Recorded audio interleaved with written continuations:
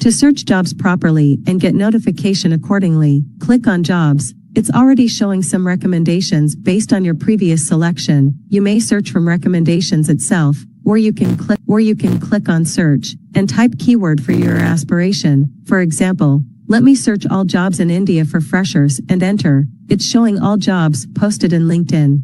For freshers, keep this toggled on to set alert to get notification every time for new posts on jobs for freshers. If you are interested in any post, click on it to open, read the description and requirements and apply if interested. Let me show another example. Let's search jobs posted for graduates. Let's set alert for this as well.